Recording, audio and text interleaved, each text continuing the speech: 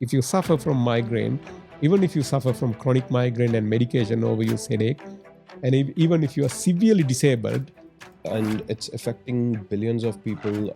In fact, the correct number is 3.4 billion.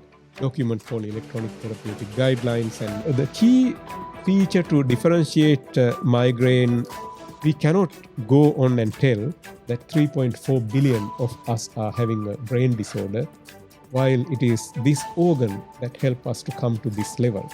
Being named in 2025 field leader in neurology research. So that's the story of from Sri Lanka to rural Sri Lanka to Melbourne, Australia. Appointed as a young neurologist at Western Health in Melbourne. I think I became quite fascinated on how human mind works. I think partly is to see that place as where sky and earth kiss each other.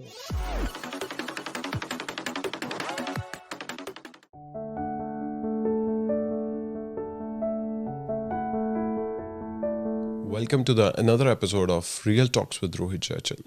Today we are diving deep into the world of brain health with our very special guest, Professor Tissa Wijeratne, a global leader in neurology research, stroke medicine, and brain health advocacy. Professor Tissa is here to share his incredible journey and insights into the most common yet misunderstood condition, migraines. We'll explore how brain health affects our daily lives and learn the practical tips to keep our mind sharp and healthy. This episode is packed with fascinating insights. Let's get started. Let's welcome Professor Tissa Wijeratne. Thank you for joining us today. It's our pleasure to have you in our studio. Thank you, Rohit, for having me here. In the starting, I would say I'll start with your journey from back in Sri Lanka, where you were born, and how did you decided to become a neurologist, and then possibly your journey from migrating from Sri Lanka to Australia. I think you moved to Australia first. That's a whole series of questions that you thrown at me. I'll try and unpack one at a time. I was born in one of the most majestic places in Sri Lanka, which is also known as Pearl of Indian Ocean, as you know, used to call Ceylon. Now it is known as Sri Lanka. My hometown is in the most central hilly areas of Sri Lanka.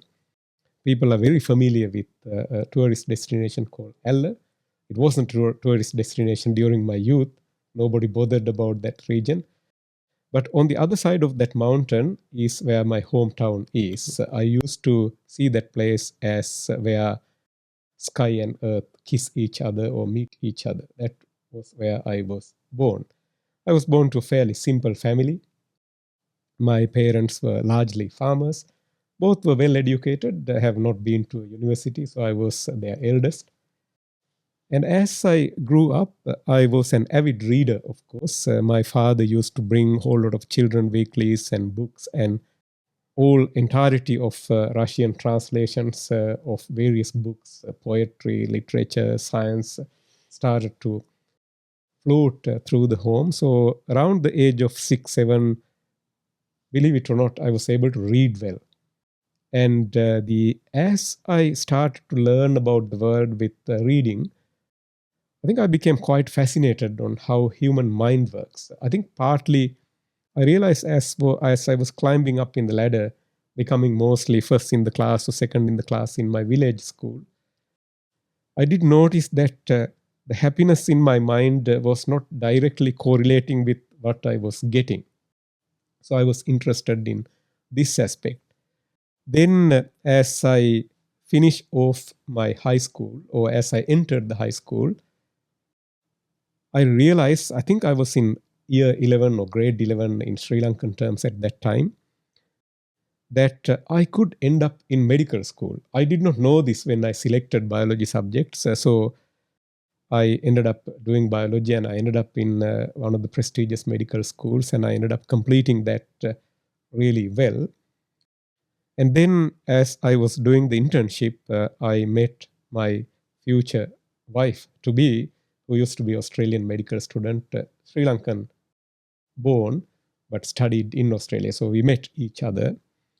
And then to fast forward things further, we ended up falling in love with each other and getting married. And it came to a point around 1998, 1999, that one of us had to give up the place where we studied medicine and then restart, as we couldn't work together in both places. Our initial attempt was to do this in Sri Lanka, because I was at that time a junior lecturer in medicine. I was well set to train in neurology, having been interested in human brain and mind, as I said, in the medical school. And later on, I was basically carving out an academic path at that time. Then, having realized that it was not going to work out well for my partner, we decided to migrate. So we came to Australia, and then she got a job in New Zealand faster than here. So we quickly gone back to New Zealand, and then within about 4 months, I was able to complete all the necessary requirement to work in Australasian system and enter into physician training. Then I had to retrain myself in the neurology back again. And then within the next few years, I completed my neurology training and appointed as a young neurologist at Western Health in Melbourne. That's my journey. Interesting fact about this journey is I used to be a journalist in my previous life. Back in Sri Lanka as a young medical student, I won the President Award as the best presenter, I think at about 1989 as a first-year medical student. And then I started writing as a journalist, and we ran a science weekly with circulation up to 100,000. It was all run by a bunch of students, engineering, medicine, and others. Most of them are big media giants back in Sri Lanka now, directing major national television stations and newspaper corporations, if you like. And I remember somewhere around my 4th year or 5th year, writing a well-researched study stating that why we should stop brain drain, as I calculated that there were more Sri Lankan trained specialists working in the UK, USA, and Australia. And I remember once the segment published in our Science Weekly, my room was roamed by a whole bunch of batchmates and other medical students, basically blaming me that I would be one of the first one to go. And I was lying to the public by saying that brain drain should be stopped. But I pointed out to them that that wasn't my intention. I wasn't lying. I was not interested in migrating, at least at that time. But later on, as your life circumstances change, as I said, once we got married, I didn't feel building up a career and then staying in 2 different places, hence the migration. So that's the story of from Sri Lanka to rural Sri Lanka to Melbourne, Australia. So you have achieved so much in your career, including you being named in 2025 field leader in neurology research. What has been the most rewarding moment in your professional career so far? Rohit, personally, the most rewarding aspect is still helping one person with a brain disorder at a time. In other words, you know that although I have been named as the field leader in neurology research in Australia, I'm still a simple, straightforward clinician, meaning I see patients and I treat them when they come to me with their neurological problem. But answering to your question, what had been the most rewarding moment is when I was back in Sri Lanka last year. I travel back to Sri Lanka quite often, multiple times per year. But in December, we did something remarkable in Sri Lanka, to the best of my knowledge, that no one or no other country has done in the past. I partnered with a university called Kotalawala Defence University. This is a military and non-military university in Sri Lanka. And we trained 110 brain health ambassadors over a period of a week. We were wanting to pre-select 100 future brain health ambassadors, Right. not only from medical field, some medical, some non-medical, some nursing, some IT, some engineering, some military, some media. We trained them over a week on what is known as preventive brain health. Before we embark on this project, I had a certain amount of expectation, but the program basically went way above and beyond all my expectations. I could see that how we could train at grassroots level, promoting brain health and preventive brain health, picking up interested people and training them up. That was a really rewarding experience. I hope that this plant, that the seed that we planted in Sri Lanka last December, which is only a few weeks back, would grow into a massive tree and eventually to a rainforest all over the world. I can now see how we can train preventive brain health ambassadors or people who would take this to the community and help humans to achieve full potential of human being. I think that's being one of the most rewarding experience. I'm also quite happy to see that finally brain health is becoming a household name slowly. So when you say brain health is becoming a household name, is it just in Sri Lanka we are talking about, or we are taking any new measures to do similar things in Australia as well? 100%. I'm talking about the entire world, not only Sri Lanka, Australia. I was taking that as an example, as that small project that we did in Sri Lanka was the first time that I witnessed in front of my eyes that this could be done. We could basically inspire community folks or community members to pick this up and then spend an entire work week with us learning how to protect human brain, how to promote brain health at grassroots level. Gotcha. But the making a brain health household name has become a global trend. I'll come to that in a moment. You are probably aware that I am one of the co-founders and co-chairs of World Brain Day since its inception in 2014. Yes. It is more than the 10 years ago now. And the World Brain Day campaigns now usually have reached about a billion people worldwide. This wasn't the case before 2014. Right. Because we have only 8 billion or close to 8 billion people, if 1 in 7, 1 in 8 of them are getting behind the campaign, it makes sense for us to assume that finally fellow humans are at least hearing about brain health.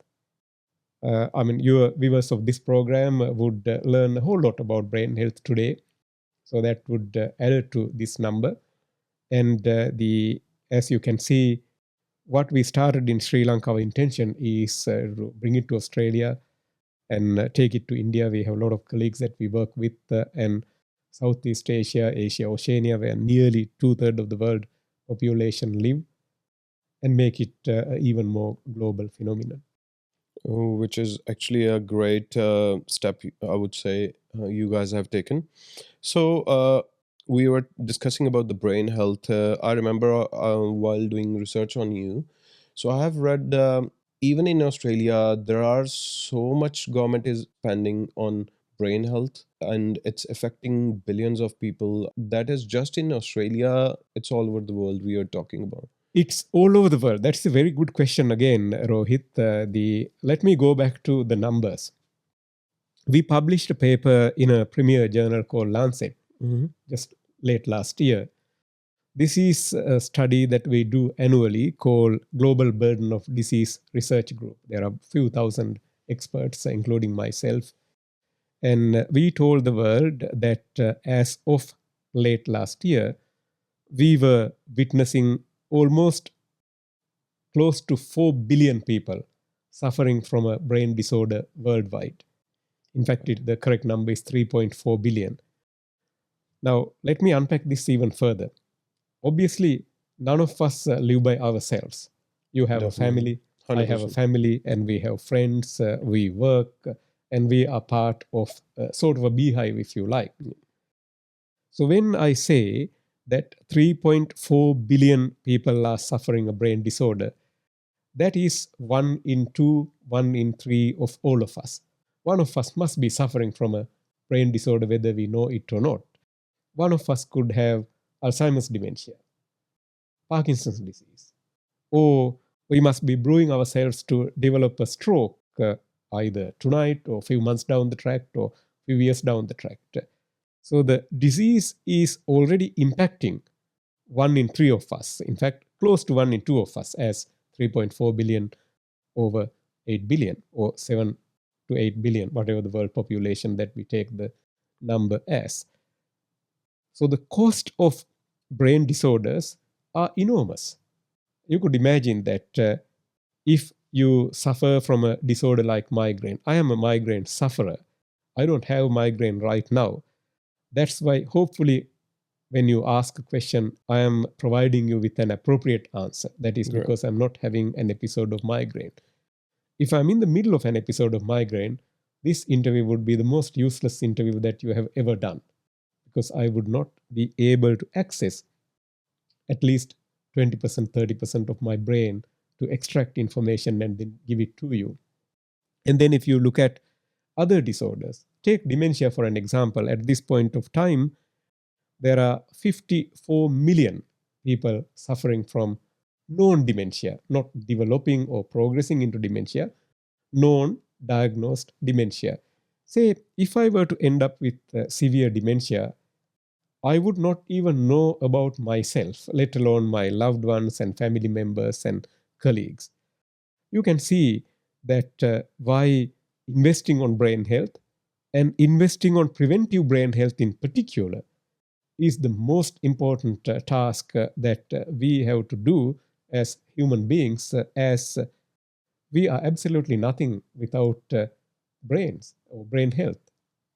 And the Australia has a very clear role to play in making brain health a household name. People talk about mental health a lot. People talk about mental health stigma a lot. But mental health doesn't come from your foot or your hand or your elbow. Mental health is basically brain health itself. There's a subtle difference between mental health and brain health if you Google the definition of brain health and definition of mental health. But then people with common sense would quickly realize that there is so much correlation between brain health and mental health, and promoting brain health would obviously promote mental health also. If you take care of your brain health, you become a decent human being. You become a kinder human being. You become a compassionate human being. You are not going to be a warmonger. You are not going to be part and parcel of domestic abuse or anything of that sort. You are not going to lie. You are not going to split people. You are going to be a useful citizen to the world. And when you do that, it is much easier to preserve brain function and promote brain health also. These things are not very much people talk about widely, but I thought that this would be a good platform to bring these soft skills that made us who we are today. If you go back, say, millions and millions of years during dinosaur age or afterwards, humans were cave animals. They were naked men and women living in fear of the fact that saber-toothed tigers or some other nasty animal would come and kill them. How could these humans come to this level that you research about me and then you invited me to come to the studio and interview on brain health and other things, and then your viewers are going to watch this from all over the world? How could we develop up to this level to go to the moon and then create really fabulous music and movies and other things and discover sports and all kind of things? That is because of our brains. Because we are social animals. We connect with each other. We put each other's strengths and that's how we come to this level. But I'm also telling you the bad or the sad truth about the fact that 1 in 3 of us are having a brain disorder. If we don't take care of brain health now, we are doomed, basically. As a species, our survival is under threat. We cannot go on and tell that 3.4 billion of us are having a brain disorder, while it is this organ that help us to come to this level. So I think time is now. We have to make sure that brain health is a household name. We need to learn what brain health is. We need to learn how we can prevent brain disorders. And we need to make sure that we preserve brain function and let this world continue to survive and let humans continue to roam this world by supporting the nature and other animals and other beings together. So, when we were discussing about migraine, as you mentioned, you've been having these episodes in your past age, or you are having these nowadays as well? That is correct. I do suffer from migraine even now, not right now, but I No. do get a couple of episodes per year. But the difference between myself and most of my patients, as you know, I am in subspecialty specialist category in Yes. Australia. So by the time people come to me to seek advice, they have already been to a number of doctors, number of other neurologists, and I mostly see them as the fourth or fifth specialist more often than not. But one of the key difference between my patients and myself is, in my case, migraine is a small dot in my brain most of the time. Out of 365 days, I would say I have full access to my brain at least 360 days per year. Other 5 days, I have to give in for migraine. That's not a bad deal to deal with. Whereas most my patients is the other way around. Migraine has ruined their life. Some of my patients, they can't drive or they have not been driving for the last 20, 30 years. Or they suffer from a headache or other neurological symptom more days than days without migraine. They consume acute migraine medications, painkillers, and migraine specific medications more than 10, 15 days per month, which basically giving them another headache called medication overuse headache. We can talk about that either today or some other day. So they are significantly disabled as a result of that. This is a sad kind of disability. Say, if I were to have a stroke or severe Parkinson's disease, you can figure that out. If one side of my body is not working or if I can't talk, I had something wrong with my brain. Similarly, tremor and stiffness, and if I'm walking funny on one side, if I'm quite slow, you know that there's something wrong with my brain. Whereas I could be suffering from fairly severe migraine attack or aftermath of migraine, and you would not see my disability. It is a hidden disability. So this is the danger of migraine. The other thing to talk about migraine is migraine affects over 1 billion people worldwide.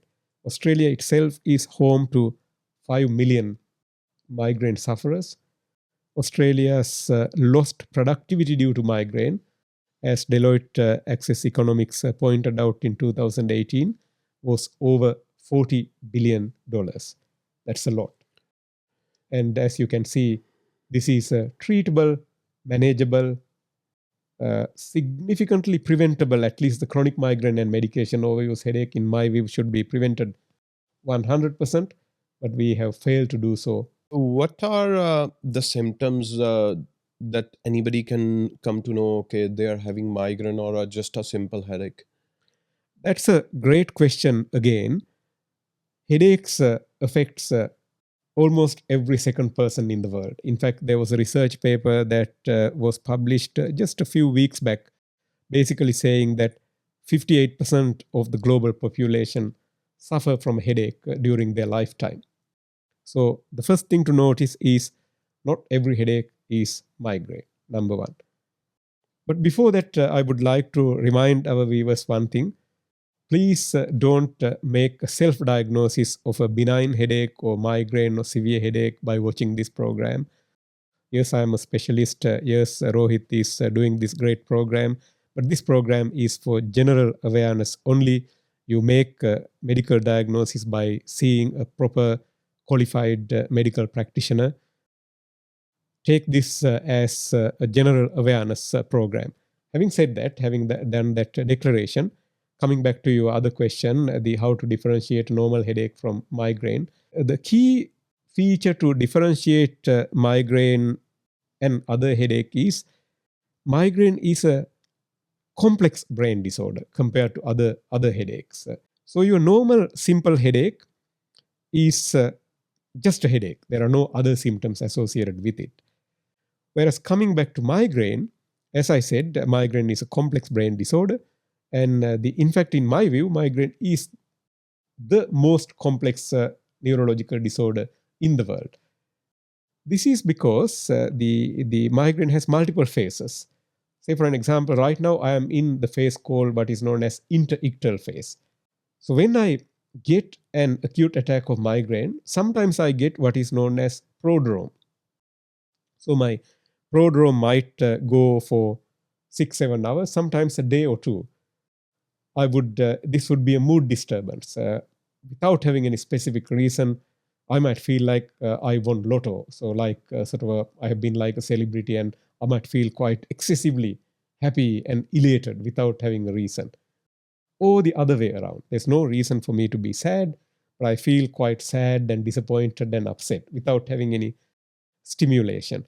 Or I might go on binge eating or binge drinking. I might suddenly start eating things in the fridge or cupboards without having a specific stimulus. Or I might yawn excessively. Or I might go to the toilet multiple times to pass water. These are all part and parcel of prodrome. I only mentioned only few things. Mm-hmm. So the prodrome can last anything from few hours to few days. And then 15% of migraine patients develop what is known as aura. This is like a premonitory symptom. About 80% of the patients who get aura, it lasts for about 15 minutes, but some others it lasts longer. So the classic aura is what you get from reading Alice in Wonderland book. Lewis Carroll was known to had migraine during his days, and these are part and parcels of visual aura that he put into this book when he was writing the book. The changes in shape, changes in perception, changes in size, or zigzags in your vision, or the starry-like features, or shimmering in front of your eyes. They start small, gradually get bigger, or start bigger and then gradually get smaller. This happens to about 15% of patients, as I said. 85% of the patients do not get an acute attack of aura. And then you get what is known as acute attack, which usually lasts anything from 4 hours to 3 days. And in between, this could be a massive headache, a massive off-balance feeling, massive tingling on one side of the body, spreading from one area to the other, or difficulty in walking, sometimes difficulty in talking, or sometimes losing memory for a short period of time. And then most people get what is known as postdrome. This is basically a tired, washed out, drained feeling or sensation or experience that could last from few hours to few days. You would now understand why I said that this is the most complex brain disorder that is known to mankind. Many people do not know that migraine is such a complex disorder that comes in multiple phases. Not every patient suffers from all phases. Some suffer from 1 or 2 phases, some only 1 phase. Yet this does occur repeatedly. To make life easier for medical community, International Headache Society has a classification system that has number of clinical features that should fulfill someone to make the diagnosis of migraine. Migraine is one overarching umbrella. There are different types of migraine: ocular migraine, abdominal migraine, chronic migraine, vestibular migraine, etc. And then perimenstrual migraine, menstrual migraine. But overarching theme is it's a complex disorder. It has a lot of features. And when you're in the middle of the attack or after the attack, your brain gets sensitized. So you can't tolerate light, you can't tolerate noise, you can't tolerate perfume. And sometimes many of these things can trigger an attack of migraine. So despite they're not paralyzed, despite there's no visible disability, imagine someone with all these features, how much of misery that person would go through. And now put that into the numbers that there are over 1 billion people with this disorder living in the world at this point of time. While we can't prevent migraine completely, we can certainly prevent disability related to migraine. We can certainly prevent medication overuse headache 100% in my view. We should be able to prevent chronic migraine 100% in my view. However, no country had been able to prevent chronic migraine completely yet. The only country which was able to prevent medication overuse headache completely is Denmark. Every other country, including Australia, we have failed to do so thus far. So how come Denmark is able to manage this? That's a terrific question that you ask. I think the part of the secret is they set up a national headache center called Danish Headache Center. We were inspired by this, and the part of our team, from Migraine Foundation, went to Denmark a few years back. We tried to lobby Victorian government and Australian government to give us such a center. That didn't happen. Then we decided to start up a migraine center called Australian Institute of Migraine on our own in small scale recently, about 18 months back. And we are developing that by building education, research, and advocacy together to see whether we can replicate what Denmark has done. The challenge for us is Denmark is not a large country, and Denmark health system is very different to our health system. But we are trying to learn as much as possible from them, and we are trying to replicate what they have done as positively as possible in Australia, and hopefully take that message across to Asia, Oceania, where our backyard is as best as possible also at the same time. And we are doing this, by the way, in partnership with people who suffer from migraine, and taking their advice and taking their partnership, as there's no point delivering something that consumers don't want. We have to do something that they want in their terms, but bringing science and education and expertise together. Can you share some practical tips for managing migraine and maintaining overall brain health? Your words, as you mentioned, it's become a disability sort of. Some people can't even do anything. So how they can manage it on initial stage? So your question contained three different questions. You wanted me to address the issue of how we can maintain overall brain health and prevent brain disorders from happening, which is a big question. And the second question is how one can reduce the disability from migraine, and how we can manage an acute attack of migraine. These are three big questions. Let's start with the first one, how we can actually manage the migraine. Right. First thing is getting the proper diagnosis. If you suffer from headaches, especially if you had more than 5 attacks of headaches in the past, and if you had been well in between those episodes, and if you had any of the features that I mentioned before, intellectual, prodromal phase, aura, acute attack, postdrome, or some of them, I think the first portal of contact is to go and see your GP and check whether you have migraine or not. Get a proper diagnosis. The second thing is you should also ask the question whether you suffer from chronic migraine and medication overuse headache also. Chronic migraine meaning you are having migraine attacks more than 10 times per month for more than 3 months. Okay. Medication overuse headache means you are taking acute medications to manage your migraine more than 8 to 10 days per month for more than 3 months. Unfortunately, if you do that, those medications themselves give rise to headaches. That's a different podcast altogether, as it is a big topic, but at least you should address that with your GP to begin with. Now, coming back to your question, how do you manage and how do you manage migraine? I normally tell people that this is a fairly complex disorder that occur due to nothing structurally wrong with your brain.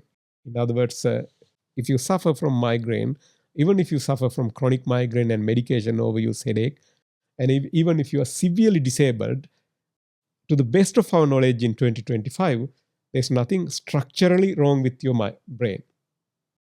But your brain is a fairly complex organ. It has about 100 billion electrical wires.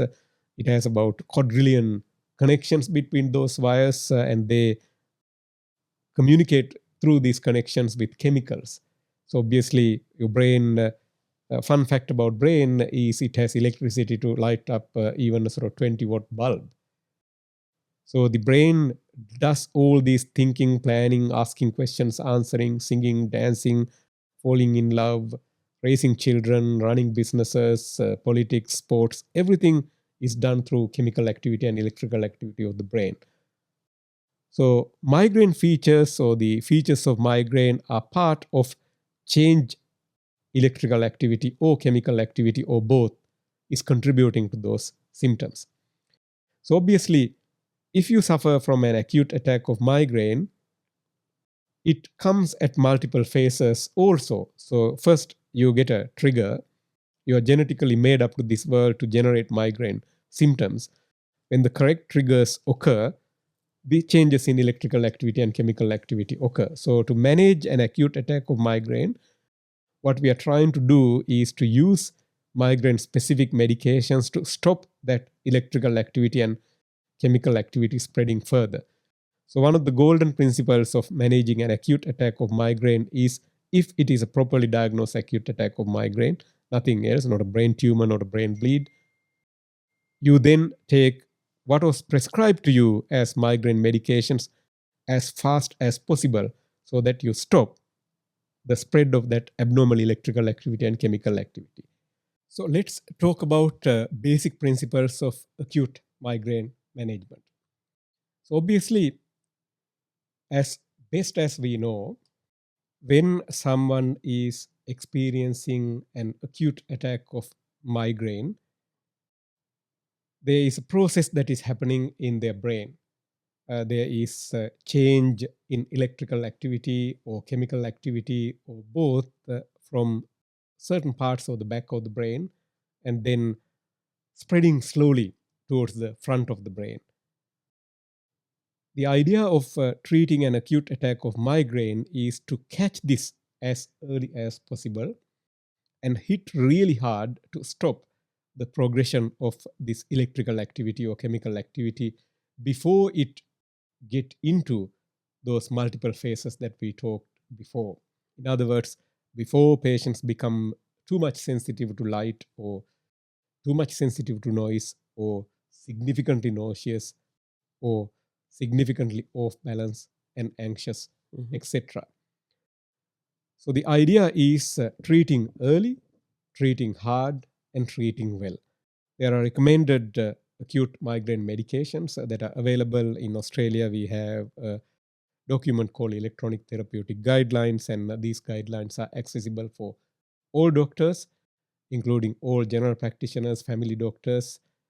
If you educate them, if they say that, oh, migraine is hard, you have to wait until you see the specialist. You could say that, well, I have watched this program. Professor Wijeratne mentioned that this guideline is available to you also, and I would prefer to get some of those medications.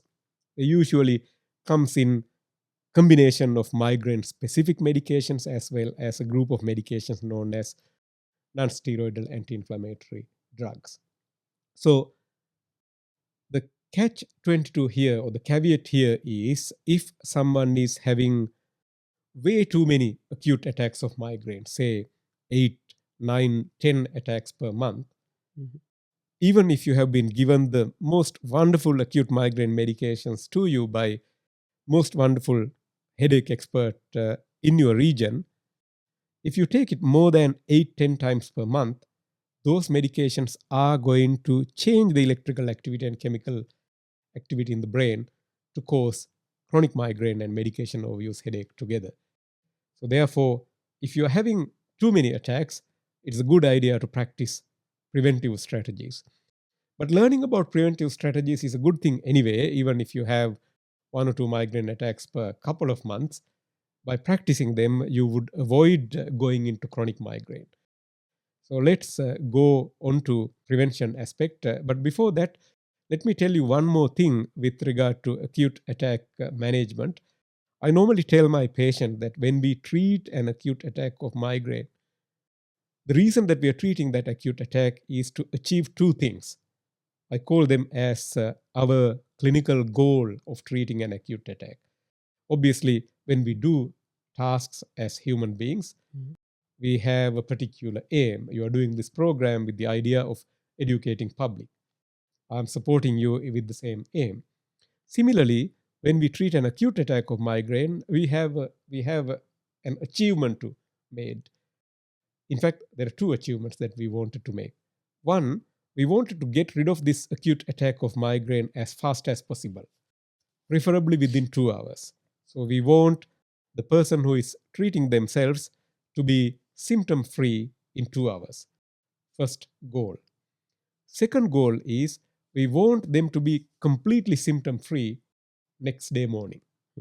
So if your acute treatment plan is not achieving these two things, 6 out of 10 or 7 out of 10, you need to go back to your doctor and change the approach with a different medication. So to remind your viewers again, we treat an acute attack as early as possible, as fast as possible, as heavily as possible. We are not going to overdo that. We are going to limit that to 2 days per week maximum. And we wanted to achieve two things by doing that. Every time when we treat an acute attack, we want ourselves to be completely symptom-free in 2 hours and completely symptom-free the next day morning. Those are the key things that any migraine person should know before they seek medical advice to treat an acute attack of migraine. It should go away in 2 hours maximum. So what if they are not able to manage it within 2 hours? The prevention can be remembered with the word seeds. We can't sleep like babies. That's bad for us. We have to use our brain effectively. Caffeine in both these drinks could be a contributor. The concept of crystal clear days, meaning Nobody should sleep more than 6 to 7 hours. How does that affect? I'm excited about selling this message across the world with the platform of World Federation Neurology, with the platform of Migraine Foundation, and with the platforms that we have, like what you have done. I don't made it community's problem.